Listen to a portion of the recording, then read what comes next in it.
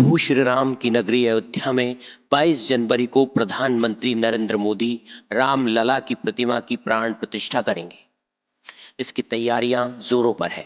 इस अनुष्ठान के लिए देश विदेश के साधु संतों, राम भक्तों, पीआईपी और वीवीआईपी को निमंत्रण भेजे गए हैं।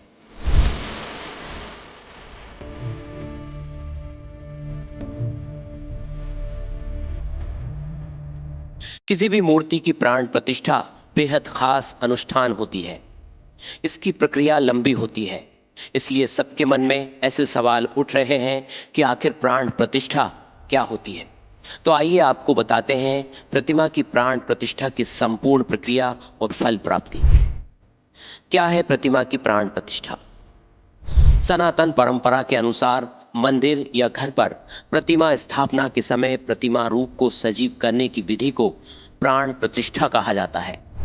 देवी देवताओं की मूर्ति में प्राण प्रतिष्ठा की परंपरा वैदिक काल से चली आ रही है। वो कहते हैं ना कि प्राण के बिना किसी भी चीज का अस्तित्व नहीं है।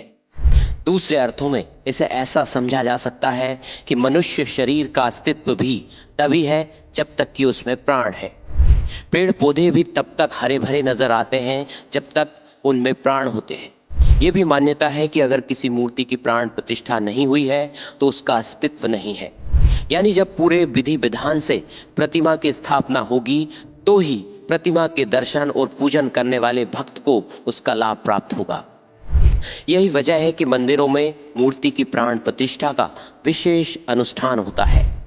प्रतिमा प्राण प्रतिष्ठा की प्रक्रिया। प्राण प्रतिष्ठा वह कार्य है जो एक मूर्ति को देवता में बदल देता है, उसे प्रार्थना स्वीकार करने और वरदान देने की क्षमता देता है। इसके लिए प्रतिमा को विभिन्न चरणों से गुजरना होता है। आइए आपको कुछ प्रमुख चरणों के बारे में बताते हैं। पहला, शोभा यात्रा। पहले चरण में से एक शोभा यात्रा या मूर्ति का जुलूस निकालना। यह शोभा यात्रा मंदिर के पड़ोस में ही निकाली जाती है। अयोध्या में राम की मूर्ति के लिए शोभा यात्रा 17 जनवरी को है। इस यात्रा के दौरान जब श्रद्धालु मूर्ति का स्वागत करते हैं और उसकी जय जयकार करते हैं तो उनकी कुछ भक्ति उसमें स्थानांतरित हो जाती है, जिससे वह भक्ति और दिव्य शक्ति से भर जाती है। इस प्रकार भक्त ही एक मूर्ति को भगवान में बदलने की प्रक्रिया शुरू करता है। दूसरा, अधिवास।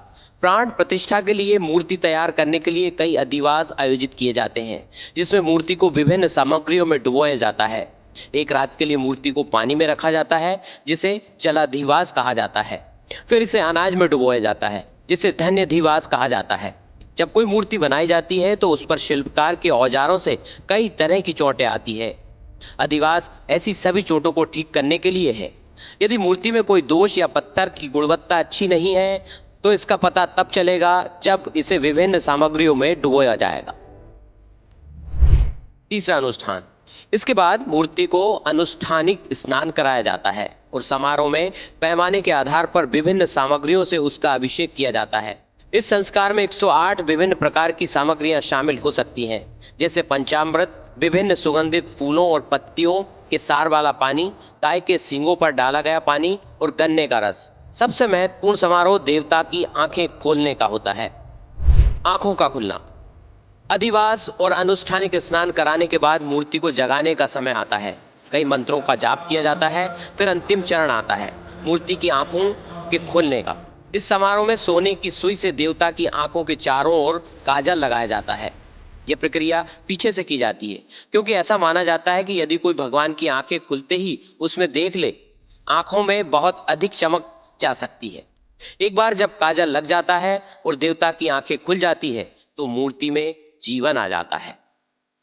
यही पूरी प्रक्रिया एक प्रतिमा की प्राण प्रतिष्ठा के लिए महत्वपूर्ण होती है।